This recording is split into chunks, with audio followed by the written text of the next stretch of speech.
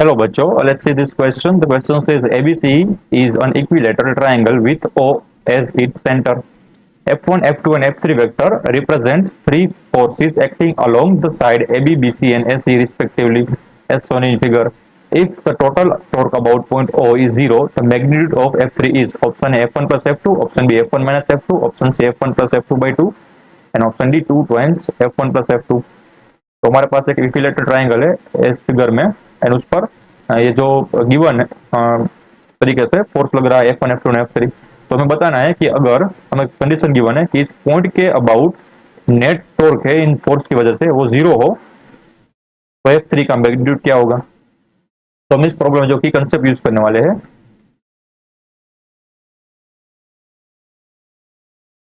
वो होगा torque balancing का। टॉर्क बैलेंसिंग जो कि गिवन होता है समेशन ऑफ नेट टॉर्क और about any point is equal to zero, तभी तो उसको बोलते हैं टॉर्क बैलेंसिंग। ठीक है, तो देखो हमें चाहिए इसका जो इक्वेशन होता है टॉर्क का इक्वेशन क्या होता है, यहाँ पर लिख देता हूँ आर परपेंडिकुलर टाइम्स एफ। तो पॉइंट ओ से जो फोर्स लग रहा है सारे के सारे उसका परपेंडिकुलर डिस्टेंस क्या होगा, तो ये वाला होगा, ये एक परपेंडिकुलर डिस्टेंस हो गया। यहाँ से F2 का परपेंडिकुलर डिस्टेंस ये हो गया, यानी इस पॉइंट O से F1 का परपेंडिकुलर डिस्टेंस ये हो गया। तो ये इक्विलेटरल ट्राइंगल है, तो इसका जो सेंटर पॉइंट होगा उससे ये फेस का परपेंडिकुलर डिस्टेंस डी पे सारे का सारे डिस्टेंस डी होगा। ठीक है, क्योंकि इक्विलेटरल ट्राइंगल में जो सेंटर पॉइंट होता है अगर उस सेंटर पॉइंट से कोई भी फेस का परपेंडिकुलर ड्रॉ करो तो वो इक्वल डिस्टेंस पे आएगा, यानी कि डी डिस्टेंस पे आएगा।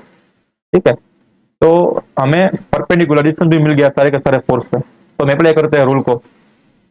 देखो F3 फोर्स है वो इस डायरेक्शन में रोटेट करना चाहेगा, F1 फोर्स है इस डायरेक्शन में रोटेट करवाना चाहेगा, एंड F2 फोर्स है वो भी इस डायरेक्शन में रोटेट करवाना चाहेगा। ठीक है, तो यहाँ पर कंसेप्ट यूज करते हैं, क्योंकि हमें F3 फोर्स के बारे में कुछ नहीं पता है तो हम यहाँ पर एज इट इज रख देंगे। ये जो F3 फोर्स है उसके बारे में कुछ नहीं पता है, तो F1 फोर्स है वो एंड F2 फोर्स है वो काउंटर क्लॉकवाइज यानी कि एंटी क्लॉकवाइज ट्राइंगल को घुमाना चाहेगा। तो F3 फोर्स को कितना लगना पड़ेगा कि ये जो ट्राइंगल है वो रोटेट ना करे।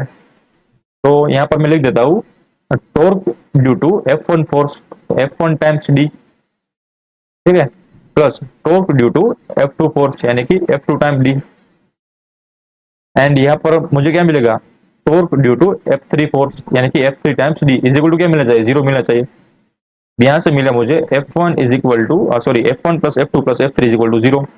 ठीक है, तो यहाँ से मैं लिख सकता हूँ F1 plus F2 plus F3 is equal zero. यहाँ से F3 की वैल्यू क्या आ गई, F3 is equal to minus F1 plus F2। ठीक है, अब ये देखो माइनस क्या है, माइनस यहाँ पर डायरेक्शन आ गई, तो मैं यहाँ से वेक्टर की साइन हटा देता हूँ क्योंकि हमारे पास डायरेक्टली माइनस साइन आ गई। माइनस क्या इंडिकेट कर रहा है कि जो F3 फोर्स है उसको इस डायरेक्शन में लेना पड़ेगा। ये अगर प्लस है ना, प्लस वैल्यू है तो ये कौन सी डायरेक्शन होगी, माइनस डायरेक्शन होगी ना। तो जो ये F3 फोर्स है उसको नेगेटिव डायरेक्शन में होना पड़ेगा, एंड इसका मैग्नीट्यूड क्या होगा, मैग्नीट्यूड होगा F1 प्लस F2। क्यों, क्योंकि ये जो इंडिकेट कर रहा है साइन वो है डायरेक्शन।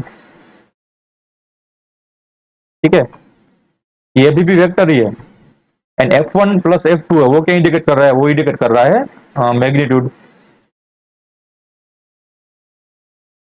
तो फाइनल आंसर क्या हो गया, देखो कौन सा ऑप्शन में F1 प्लस F2 है, ऑप्शन ए में। ठीक है, तो final answer of the question is that option A, the magnitude of the force F3 is F1 plus F2। I hope you understood it well. Best of luck.